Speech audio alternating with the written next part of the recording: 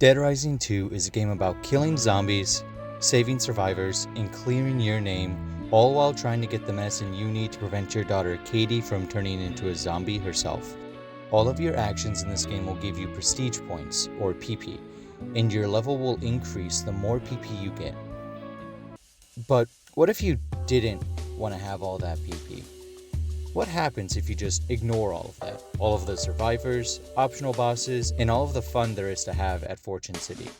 How much PP do you really need to beat the entirety of Dead Rising 2? Well, today, we're going to find out. In this video, I'm going to go over my attempts to beat Dead Rising 2 with as little PP as possible.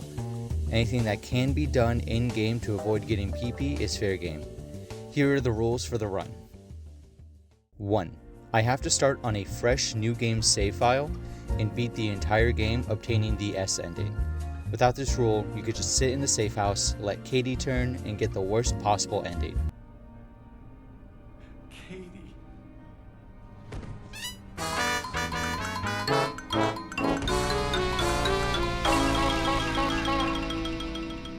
Sure, it does give the lowest PP total, but there's no real challenge at that point. 2. I must avoid any events that give PP. This includes basically everything in the game. Killing zombies using combo weapons, killing optional human enemies, rescuing and saving survivors. Most things in this game give you PP. This does mean that we'll have a lot of dead time on our hands, but we can use that time to prepare for each story case as needed. There are also actions that will give bonus PP at the end of a playthrough, such as zombies killed and money earned. So we must avoid killing any zombies for the entirety of the playthrough while making sure not to collect any money. If I accidentally dome a zombie, reload the last save. Step too close to a $100 bill, womp womp, stay broke idiot, and reload that last save. This is also a pretty old game, so there's no checkpoint system or autosaves. You only save manually by using bathrooms around Fortune City and after each Zombrex dose. So, if I step on $1 and haven't saved for a while, I have to redo a good bit of progress. 3. I can only use in-game methods to avoid PP. This means I can't just use a cheat or mod that forces my level to stay at 1 the whole run and ignore PP that way. But if there's a glitch or in-game exploit that lets me avoid getting PP that would otherwise be required, that's fair game. 4. I will not be using any DLC clothing. I want this to be as vanilla as possible to show what can be accomplished with just the base game. And that's about everything.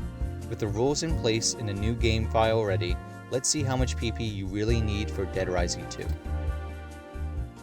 We start off by performing in a Terror is Reality event, a game show where contestants see who can kill the most zombies in a given amount of time, hosted by TK and his 2 assistants, Amber and Crystal. We play as Chuck, a survivor from a prior outbreak that resulted in the loss of his wife and his daughter Katie being infected. We get our bike ready, roll up, and meet Leon, a respectable and well-adjusted individual who's sympathetic to Chuck's situation. I guess you suck at killing zombies, otherwise she'd still be around. Okay, maybe not, but he's right. We suck ass at killing zombies. So much that we actually don't kill a single zombie on our motorcycle, netting us 0 points and last place. We mainly just drive around in circles, trying to escape into the crowd for shits and giggles. For our performance, we get a whole 500 PP and $1,000. From everything I've seen, there's no way to avoid this PP in cash. Hell, we don't even have an actual save file yet, as our first chance to save is right after getting these rewards. With this, we have our first instance of required PP and money of the game. Not off to a great start, but it is what it is. We ignore Amber's comments about our small PP and ride the elevator right into the zombie horde, as the zombies have escaped and we have to rescue our daughter Katie. It's pretty easy to not kill zombies here, and even easier when we get to Katie, as we can run right through the zombies and get to the safe house. Here we meet Sullivan, a righteous man with no ulterior motives, and Stacy, the leader of Cure. We had to lie to Sullivan to get in, saying we had plenty of Zombrex, but Stacy shows us where we can find some in a nearby pharmacy, and we'll need a lot of Zombrex, as the military won't be here for another 3 days, so we need as much Zombrex as we can find. So we leave the safe house through the fence, head towards the pharmacy, and here comes one of the big choke points of the whole game. There are 3 looters in the pharmacy with the key we need, but killing any of them gives us 500 PP, so we need to find a way around this. They also love the pharmacy and refuse to leave it by any means. I tried a bunch, and I mean a bunch of different ways to kill them without the game giving me credit, like exploding propane tanks, lighting dynamite with gunfire, trying to stun them with things like spray paint, anything I could think of. It always resulted in either having no effect on them or giving me credit for the kill, rewarding me with PP. The only way I was able to kill them without having blood on my hands was by having the zombies kill them. This is where mixed drinks come into play. Throughout Fortune City, there are many restaurants and bars, some having blenders.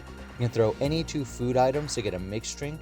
For now, we're going to be using Zombait, a drink that makes any zombie in a country mile chase after us. My game plan works like this. I go outside the pharmacy, drop all my Zombait. I then run up to the 2nd floor and grab a broadsword, a coffee creamer, jump down 20 feet and grab the toy spitball gun. From there, I head back to the looters, slice each of them 2 times each, and take 4 shots at each of them in the leg. I do this because during all my testing and failed attempts, I find out that the looters have exactly 250.05 health. The sword does exactly 125 per swing, and the spitball gun does a whole 0.01 damage per ball. With this knowledge, I beat every looter within an inch of their life, try to get as many zombies into the pharmacy as I can. The doors are small and only let so many zombies in, however, until I get too close and trigger the looters to aggro to me. During this process, I also grab the fire extinguisher and spray it as lightly as I can to stun the looters while they're surrounded by zombies. This is needed as the looters are pretty smart and attack any nearby zombie while they're surrounded and have some distance from Chuck. The zombies on the other end of the spectrum take their sweet time trying to attack anything that isn't Chuck. So I have to buy the zombies time to get their hits off. The fire extinguisher also doesn't mess with the zombies too much, as even if they get frozen, it doesn't count as a kill as long as Chuck doesn't interact with the zombie after they're frozen. So looters hitting frozen zombies doesn't count as my kill. Frozen zombies can even help me, as the looters can aggro to frozen zombies and whiff many swings against them. Eventually, through enough luck and attempts, the zombies do get around to killing all 3 looters and keeps us firmly at the 500 PP we're already at. We get the pharmacy key, the Zombrex, and here we have an option. Denise is the first survivor we come across, and with the looters out of the way, we still have another 7 human enemies we'll need to defeat in this run. They each reward 1000 PP each, but if we recruit a survivor like Denise, while Denise does give us 5000 PP for joining us, her killing the survivors doesn't give us any reward. So, by recruiting her now, arming her with an LMG, she can take down every human enemy for the rest of the game for us, and we'll be fine. But we're not going to be doing that. We'll cross that bridge eventually, but for now, we'll leave Denise to fight off all the other zombies I brought with me. We grab the Zombrex, make a few quick steps, and get back to Katie, still at 500 PP and no survivors. Also, you're going to see me have quick step and painkillers a lot in this run. This is because the 2 casinos will primarily be around for the rest of the game, have blenders right next to infinite wine sources.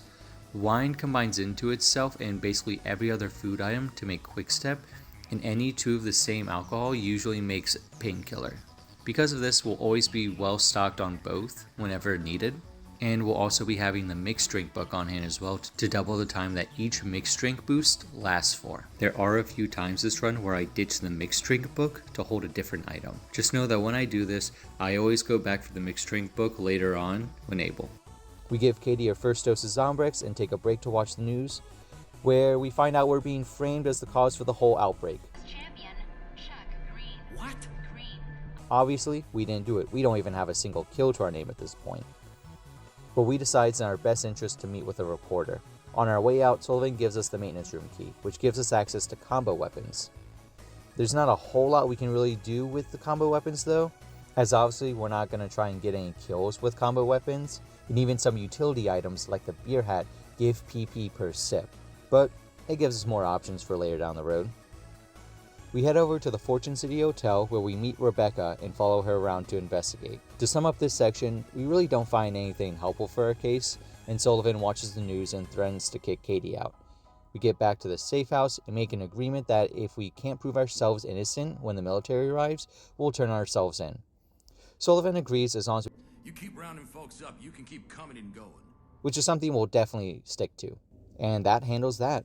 There aren't any bosses or human threats to deal with in this case, it's just really a bunch of running around to point A to point B. With that out of the way, I do take time to grab all the remaining Zombrex around Fortune City and put on the peak outfit for this game. With all that, let's move on to the next case. Stacy sees that there's people moving equipment underground onto a train, and we decide to go down there and check it out.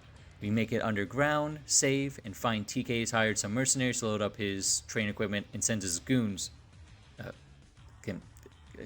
Can I say that? His mercs after us. Unlike with the looters, there are no zombies here, and since they have guns, even if there were zombies, it'd be incredibly hard and inconsistent to get the zombies to kill even one merc, let alone 3 of them. I also try to position myself to where their shots would hit each other, but these mercs are smart enough to sidestep out of the way before taking the shot.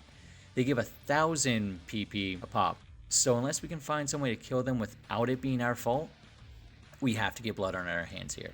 This is the only time there are mercs we have to kill without having any zombies around. So this is still less PP than the 5,000 we get from rescuing Denise, as long as we use the zombie tactic on the rest of the humans later on in the run. However, in my testing, I went back to trying explosives. I know if my bullets trigger the explosion, any kills from that said explosion is on my hands. But what if the mercs set up the explosions themselves with their own bullets? Large items can't be stored in Chuck's inventory and are dropped when I switch to a different item, or when I take any kind of damage. I weaken all of the mercs with 2 sword swings each, assuming they all have the same health as the looters from before, and pick up one of the gas canisters that are in the area. The mercs fire multiple shots each time they fire, so I try my best to get lined up, and the first bullet hits me, I drop my canister, and the subsequent bullets land into the canister and triggers it to start rocketing off randomly. And on my very first attempt, I got this to work, as it just goes rocking off and kills one of the mercs hitting into it. And then I get credit for the kill and get the PP. But then it explodes, and it kills a second merc. And this doesn't give me the PP. The kills from the explosion itself is entirely not on me. The enemy's bullets triggered the explosion, and I guess to the game, it counts that as not my doing. With this in mind, we can bring out the only combo weapon we will be making this entire game, the IED. 1 propane tank, 1 box of nails, and we have the largest blast radius in the game. We set up the same strat as before. 2 sword swings, and then I present my IED like a funny show and tell item, and pray it works. And with 1 big boom, we've done it. We've avoided killing the 3 human mercs without Denise, and now have a solid game plan for dealing with the other required human kills in the run that aren't bosses. But we have a new problem. For anyone who's played this game before, you know of the train segment.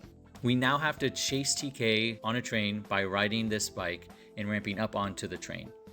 But the underground is littered with zombies. If we stay behind the train, we're pretty safe from hitting zombies, but we'll never get onto the train this way. If we kill even a single zombie, we have to reload and kill the looters again with the IED. Now, being real here, the train segment did take a couple of attempts, but eventually, I proved that I am just that guy, and after a lengthy chase sequence, I do ramp up onto the train. And, even better, I still had my quick step boost from the mercenary section, so I was able just to run past all the mercenaries and trigger the cutscene with TK. There, he admits to framing us for the outbreak and disconnects his section of the train from us, and we lose him. We update Stacy on the situation, and then we head back to the safe house, as Katie will need more Zombrex soon. As we're leaving the underground section, we make sure to grab the last dose of Zombrex hidden in the map, giving us just enough for the rest of the game and to secure the S ending. After some waiting and medicating our daughter, we see TK's mercs trying to break into the casino vaults. This is another case where we don't actually have to kill anyone and no boss fights. I just grab a broadsword, and with some painkillers and quick step, I literally run by all the guards, swing and break the drill at each casino, and eventually get to the van and do the same thing there too. Another quick and easy case where it's more so just annoying to run by the mercs and try not to accidentally kill any mercs or zombies rather than cheesing the game to not give us PP. With TK's plans currently thwarted, Rebecca decides she trusts us enough to meet with her sources that originally gave her the video that showed someone in our outfit starting the outbreak. We head back to the casino and prepare for waiting for the boss fight with Amber and Crystal, a 2-on-1. Now, this fight can be difficult for new players as they move fast, hit hard, and having to deal with two of them at the same time can be a lot to handle. But you only need to kill one of them, so focusing on one is the key here. And thankfully, this casino not only gives us all the painkillers and quick steps we could ask for, but also is the only place in the game that gives us 2 LMGs. Normally, the game treats the LMG as a special weapon and refuses to spawn a second one if there's already one in Chuck's inventory. There are other ways to circumvent this, but in this case, since there's 2 already on the map each time we enter if we don't have one, we can just pick up the 2 and have 400 rounds of ammunition ready for the fight with the twins. They'll usually alternate on which one is attacking you, making it harder to focus on a specific target. But when one is running away from you, shooting them will cause them to turn around and charge toward the player. This makes it far easier to single one of them out to end the fight quickly. Unfortunately, I do run out of ammo in one of my 2 LMGs, and in the heat of the moment, instead of pulling out a second one, I lightly toss a tray in Amber's face, ending the fight. Crystal takes a loss reasonably well, and we save Rebecca. We also learn that TK will take off in a helicopter, so we make a plan to stake out of the roof of the safe house and go from there. And if you're thinking that was too easy, where's the cheese? What about the PP? Well, that's actually really easy. The largest source of PP saved this run is thanks to almost every boss being at the end of a case. After each case and dose of Zombrex, the game gives us the option to save immediately. Then, after we save, the game then gives us the PP reward for beating Amber and Crystal. But by reloading our save, the game just forgets to give us this PP. Normally this would be pretty frustrating, as if you die to zombies or anything right after this fight and reload your save, you would find out that you lost your PP bonus from beating a pretty tough boss. But in this case, it's exactly what we want. So with that, we are done with the twins and still only have 500 PP to our name. From there, we refill on drinks, ignore a red flag, ignore another red flag, and get back to the safe house. We give Katie her next shot, and get on the roof and wait for the stakeout. There we see TK's helicopter land on the hotel roof and we book it over there. We see that there are also redneck snipers now, but we get to the hotel and save the game from there. We really don't have to worry about them. This was honestly the last big hurdle of this run. Here we have to deal with 4 armed mercs this time around, and still only being at level 1, even knowing the strat to use the IED to explode them. This was a real struggle just due to the lack of cover. I eventually settle on this game plan. First, I take out the merc at the front of the group, and only after he's down, I focus on 3 in the back. From there, it's just hoping and praying that I can get the kill. Legitimately, the game placing 2 propane tanks in between all of them was a gift from God himself. This really made the segment a lot easier to deal with, minus the fact every other attempt I was picking up plants or cases instead of the propane tank I needed. Once the 4 mercs are dead, due to no fault of my own, the elevator opens up and we rush into it and click the button to take us to the hotel roof. We get to the roof and Chuck proves why he's the GOAT and also show why he's named Chuck. It's now time to start chucking everything we can into TK's helicopter blades. The biggest issue of this fight is the gunfire, as it can do a lot of damage and there isn't really a whole lot of healing. But thankfully, with enough trial and error, I eventually do duck for cover and somehow pick up a $100 bill that was just left around. So we reload and we have to beat the mercs at the elevator again. But then we get everything going right and throw enough things at TK's chopper to take him down. The chopper crashes, we handcuff him and take him back to the safe house, and save and reload to avoid getting the PP from the chopper boss. With that, our name is clear, and all you have to do is give Katie one last dose of Zombrex and wait for the military to roll in and save us. So of course, the military fails to save us, due to a mysterious green gas mutating the zombies to be stronger, faster, and too much for the military. Rebecca is also out there because, of course she is, and the head of the squad, Boykin, grabs some of his dead troops and drives deeper into the mess. Chuck decides to go out and try to rescue Rebecca, and we head out. I did prep a couple of repulses ahead of time, so the gas zombies honestly don't pose much of any risk. We follow Boykin's trail and see he is absolutely off the rails and has Rebecca captured. Why he didn't just kill her like he tries to do with us right after, I'm not too sure, but with an LMG of our own, we do manage to put down Boykin and rescue Rebecca. Unfortunately, unlike all the other bosses before and after this fight, Boykin's fight is in the middle of a case, meaning there's no option to save immediately after to avoid the PP. And trust me, I tried. But bosses function differently from regular human enemies like looters and mercs. It seems that when killing a looter or merc, the game just checks to see if the player did any actions to kill the enemy and gives us the PP bonus in cases where the player did something to kill that enemy. This is why when a survivor like Denise kills a looter or a merc, the player doesn't get any PP bonuses from those kills. But for bosses, it seems like the only thing that the game cares about is if the boss is dead. It doesn't matter who or what caused the boss to die,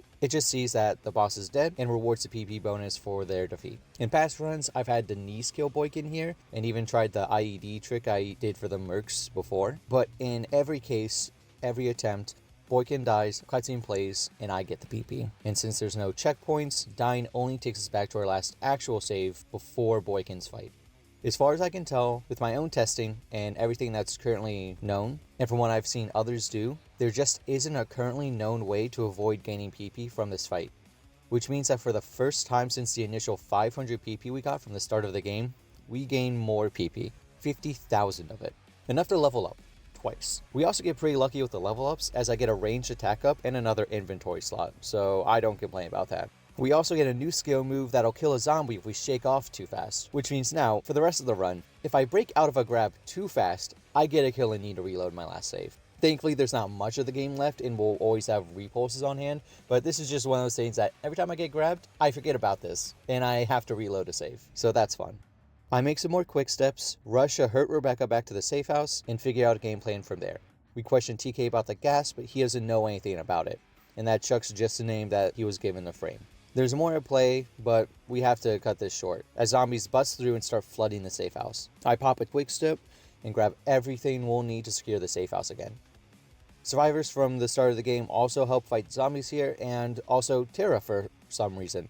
She's a survivor that you can rescue during the main game, but we ignore her for obvious reasons. But for some reason, the game doesn't check to see if we actually saved her or not. She always ends up here regardless if you saved her. Just a weird fun fact. Anyway, we put on our hacker gloves, close up the safe room, and we definitely don't kill any of the zombies that got in. Especially not the one that bites TK here.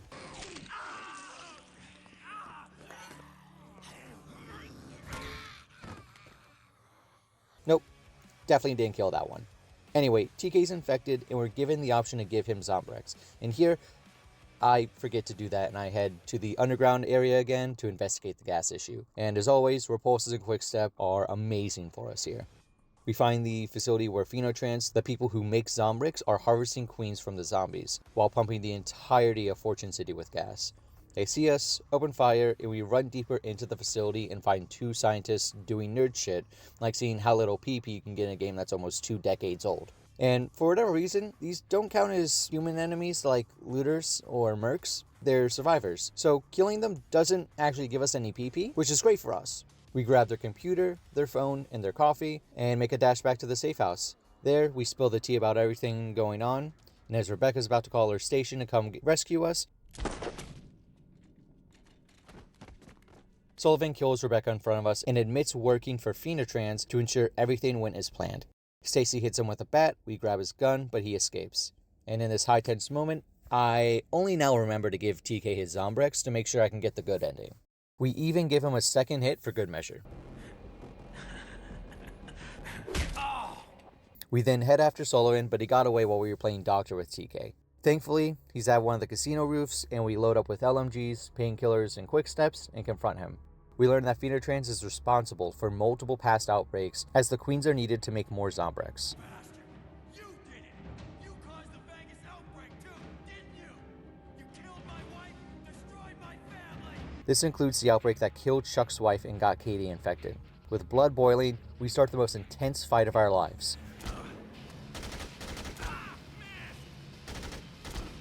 Yeah, I'll be honest, Sullivan's always been a boss I've personally struggled with, but because of doing these types of runs, I've learned that you can really just gun him down like a nobody here with painkillers and some extra healing.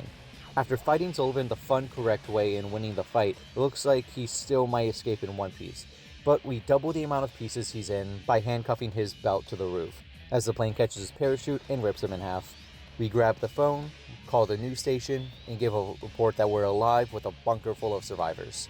Not full of survivors, but some. A chopper comes to pick everyone up, but we're missing Stacy and Katie. We stay behind and watch the cameras, but we don't see anything until we get a call from TK. He thanks us for giving him the Zombrex and returns the favor by keeping both Stacy and Casey alive. Tied up in a closet or something, but alive. We now need to pick up some items for TK and meet him in the arena for one last showdown. Of course, we get the prompt to save and we reload to avoid getting PP from Sullivan's defeat, keeping us at 50,500 PP. We then run around all of Fortune City collecting all the requested items. And honestly, this isn't a struggle, it's really just running around with quick steps and repulses, just picking up all the items TK needs. We stop by the casino one last time, fill up on some mixed drinks, save, and then drink all those drinks before interacting with the doors and starting the final fight with TK. For this fight, TK removes everything in our inventory so we can only use what's in the arena for this fight. Fortunately, what he can't take away is our mixed drinks buffs that we applied right before starting the fight. They won't last for the whole fight, but it's better than nothing. After hitting him a few times, running around, grabbing all the items we can before our quick step and painkiller wears off, the first half really does go well, but as our buffs run out, we really need to lock in for the second half of the fight. But as long as you stay focused and don't get greedy, even being at only level 3 with no speed, health, or melee attack upgrades, we do eventually put down TK. Way down. Win big. Once TK is dead, we rescue our 2 girls, and with one last jump scare, we've done it. Looking at the end of game summary, we end the game with the best ending and a total of 1,510 PP to our name. 100,000 of that PP is for getting the S ending, and 10 is for the $1,000 we won at the very start of the game, along with our 500 PP. As things stand, without any other glitches or exploits in the game that can be done to skip the only 2 times you're forced to accept PP, this is the lowest total you can achieve with the best ending. For years, it was thought that no matter how you do it, you need to get PP either by saving Denise so she can deal with the human enemies, or having Chuck kill the human enemies himself and gain their PP instead. But with enough tricks, you can just circumvent that and get this total. It's still crazy to me that this was possible to get this low, and I even recorded a whole run before this where I did recruit Denise and took her through the whole game, and I only did a second run to try and get it lower, because I really wanted to find out if Denise was needed to kill the other 7 mercs in the game. As someone who's played this game to death on both the PS3 many years ago and PC, I had a great time messing around and figuring all this out. I wanted to record this run and show it off as I struggle to find anything that took this challenge this far.